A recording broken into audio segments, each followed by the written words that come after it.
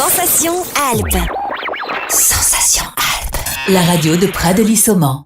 Bonjour à tous, bienvenue sur Sensation Alpes. Avant une randonnée, il est important de bien se préparer. Quel matériel prendre? Faut-il bien connaître l'environnement qui nous entoure? Pour répondre à toutes ces questions, je suis aujourd'hui avec Bruno Verdegeau, accompagnateur en montagne. Bonjour. Bonjour. On va donc parler ensemble de randonnée et plus particulièrement comment bien préparer une journée en randonnée et en montagne.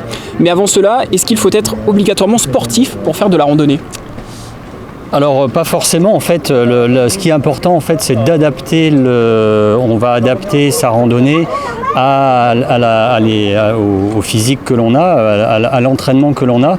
Donc c'est de savoir, de se connaître un peu et puis donc si on ne se connaît pas, de démarrer sur quelque chose d'assez simple et de progresser si on est là sur la semaine, de pouvoir augmenter les randonnées, la difficulté, sur la semaine, mais le premier jour de s'évaluer.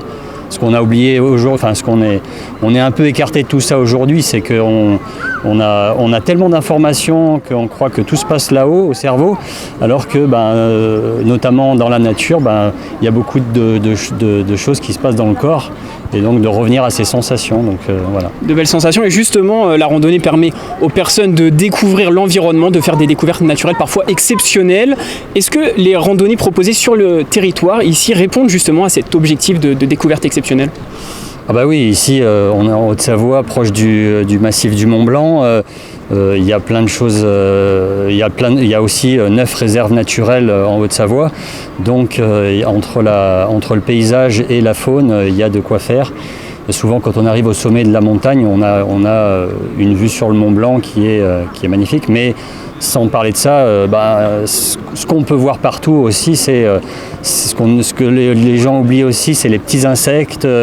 Des animaux aussi, on peut en croiser sur la une randonnée du refuge de Salles. Voilà, il y a de quoi faire si on ouvre les yeux. Il y a vraiment de quoi faire si on ouvre les yeux, on va y venir justement, mais avant d'être en haut de la montagne, de voir ces animaux, il faut se préparer. Comment bien se préparer? Quel équipement avoir sur soi? Est-ce que vous pouvez nous dire un mot des équipements de base? Alors bien se préparer, il y a déjà la notion il y a trois points, c'est d'abord savoir où on veut aller. Le lieu, la randonnée qu'on va faire. La deuxième chose, c'est avec qui on va partir, si on part seul ou pas. Et puis le troisième point, c'est il va y avoir une météo qui va nous impacter pendant cette randonnée-là. Donc la préparation, elle se base sur ces 3 points-là.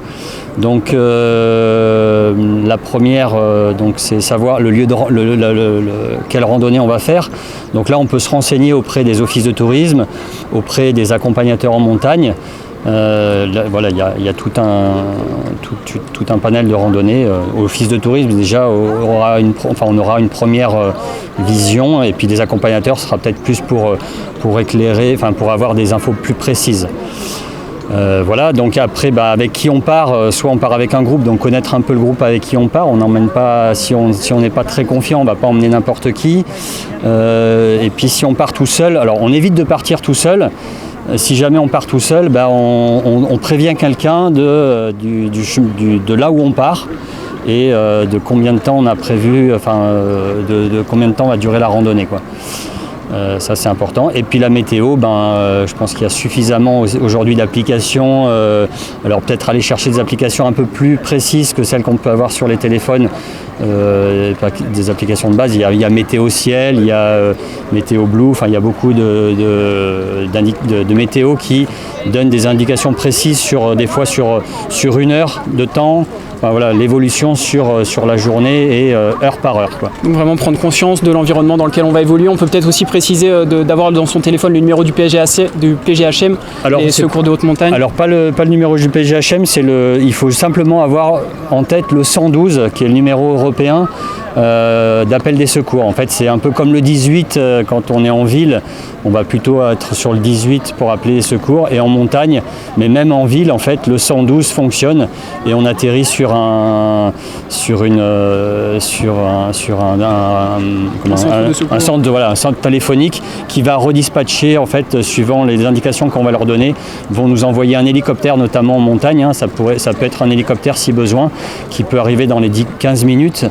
ou un peu plus suivant la gravité en fait s'ils ont d'autres interventions et que nous c'est pas très grave, ils peuvent arriver dans les 45 minutes quoi. Alors pour finir, on va parler des espèces animales. Il y en a des spectaculaires, des uniques même sur le territoire ici en France. Est-ce que vous pouvez nous parler de celles-ci et justement des bons gestes à avoir lorsqu'on rencontre ces espèces? Alors une espèce animale vit très bien toute seule. Elle n'a pas besoin de nous. Il ne faut pas aller interagir si l'animal ne le veut pas. Donc c'est être d'abord, une des premières choses que je dis souvent aux enfants quand on fait des randonnées, ce qui est important c'est l'observation. D'être déjà dans l'observation au lieu de vouloir être en interaction avec l'animal. Parce que les animaux, on va peut-être les gêner, hein, on va peut-être les déranger, donc d'abord être dans l'observation et après voir ce qui est possible, mais en général on les laisse tranquilles. On peut faire plutôt des photos, faire du dessin si on veut, voilà. Mais pas chercher le contact tout de suite, c'est pas des animaux domestiques quoi. Donc respecter l'animal, bien entendu. Merci à vous Bruno Verdegeot d'avoir participé à cette émission. Je pense qu'on a tous les éléments maintenant pour partir en randonnée. Et vous pouvez retrouver cette émission audio et vidéo sur notre site et application Radio Sensation. Sensation Alpes. Sensation Alpes. La radio de Prat de Lissomans.